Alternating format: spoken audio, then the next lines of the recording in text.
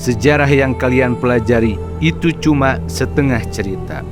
Karena yang ditulis di buku biasanya versi pemenang, dan yang paling berkuasa gak selalu yang paling benar.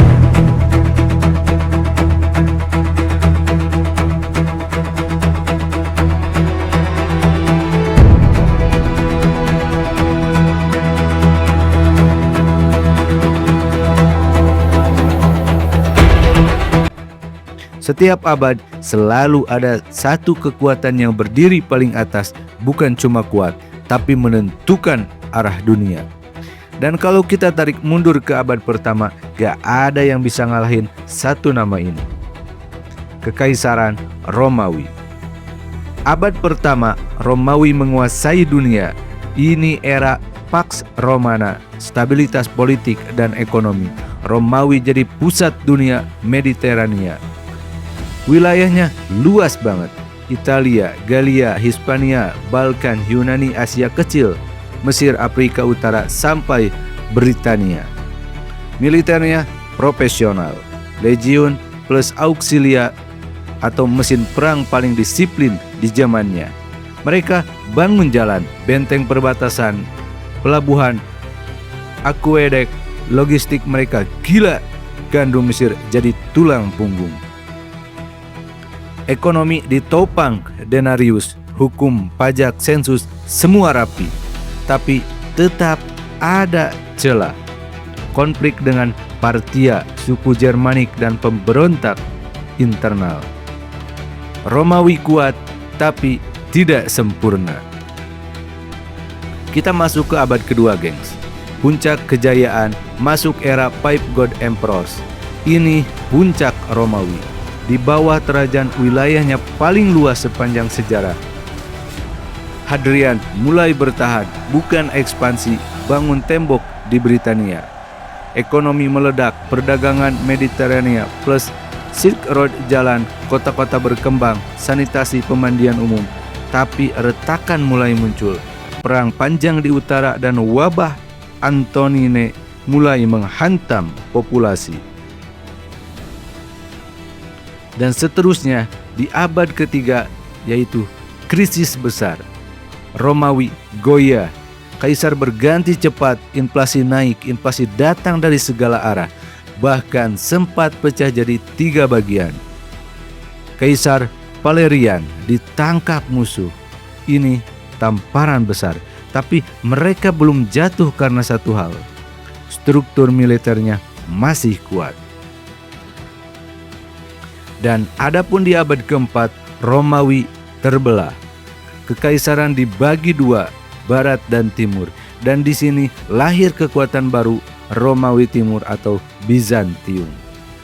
Ibu kota pindah ke Konstantinopel, kota kaya, strategis dan hampir mustahil ditembus. Militernya direformasi, ekonomi stabil dengan koin emas solidus, Kristen jadi agama resmi. Tapi ancaman datang, Goth, Hun, dan tekanan di Balkan. Kita masuk ke abad kelima, 2 kekuatan besar. Romawi Barat runtuh tahun 476 Masehi, tapi Timur bertahan. Bizantium jadi pewaris Romawi. Di sisi lain muncul kekuatan baru di India, Kekaisaran Gupta. Ini zaman keemasan India. Sains, matematika, seni berkembang pesat, tapi kelemahan mereka sama tekanan dari luar plus struktur internal yang rapuh. Dan kita masuk ke abad ke-6, abad Bizantium dan Sui. Bizantium di bawah Justinian mencoba menghidupkan kembali Romawi Barat. Bangunan Hagia Sophia, hukum modern, militer kuat, tapi perang panjang lawan Persia bikin mereka kelelahan. Di timur, dinasti Sui menyatukan Tiongkok, bangun Grand Canal, proyek gila yang menghubungkan ekonomi utara dan selatan. Tapi ambisi besar ini malah bikin mereka runtuh cepat. Abad ke-7, kekuatan baru muncul, Kekhalifahan Umayyah. Ekspansi tercepat dalam sejarah dari Arab sampai Spanyol dan India. militer supermobile, ekonomi lintas benua, bahasa Arab jadi lingua franca, tapi konflik internal jadi bom waktu. Dan adapun abad ke-8 yaitu era emas, dua raksasa, Abbasiyah dan dinasti Tang. Abbasiyah pusat ilmu dan perdagangan, sedangkan dinasti Tang Tiongkok kosmopolitan. Baghdad dan Chang'an jadi kota terbesar di dunia. Ilmu berkembang, perdagangan global hidup, tapi wilayah terlalu luas, kontrol mulai lemah. Abad ke-9 sampai 10 kekuatan mulai terpecah. Abbasiyah masih kuat tapi cuma simbol daerah mulai merdeka. Tang bertahan tapi melemah, dan di Eropa Viking muncul sebagai penguasa laut, cepat, brutal dan efisien. Kita masuk ke abad 11 sampai 12, transisi kekuatan. Bizantium bangkit lagi, lalu jatuh di Manzikert. Fatimiyah kuasai Mesir, lalu muncul ancaman baru, Mongol. Awalnya cuman suku, lalu berubah jadi badai. Abad 13, Mongol mengguncang dunia. Ini bukan sekedar kekaisaran, ini mesin penakluk paling brutal dalam sejarah. Dari Asia sampai Eropa Timur, semua dilibas. Tapi seperti semua kekuatan besar, mereka terlalu besar untuk tetap utuh. Abad ke-14 sampai 15, Ottoman bangkit, Mongol pecah, dan dari reruntuhannya muncul Kesultanan Ottoman. 1453, Konstantinopel jatuh, dunia berubah. Di timur, dinasti Ming bangkit, kuat secara ekonomi dan populasi. Abad ke-16 dan 18, era kolonial. Ottoman kuat di darat, tapi Eropa menguasai laut.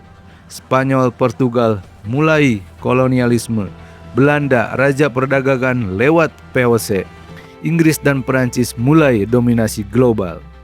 Abad ke-19, Inggris tak terkalahkan. Empire where the sun never sets. Revolusi industri bikin Inggris unggul. Kereta, kapal uap, telegraf, mereka menguasai dunia. Abad ke-20, dunia terbelah dua. Amerika Serikat versus Uni Soviet. Perang dingin, nuklir, perlombaan luar angkasa, dunia hidup dalam ketegangan. Sedangkan abad ke-21, pertarungan baru. Sekarang cuma dua pemain utama, Amerika Serikat dan Tiongkok. Satu unggul teknologi dan militer, satu lagi unggul produksi dan ekonomi. Dan pertanyaannya sekarang, siapa yang akan bertahan dan siapa yang akan jatuh berikutnya? Dan satu hal lagi, di mana posisi Indonesia sekarang? Kalau kalian pikir sejarah itu cuma masa lalu, kalian salah. Karena pola kekuasaan itu terus berulang. Dan kita sudah bongkar banyak fakta yang jarang dibahas di sekolah. Semuanya kita bahas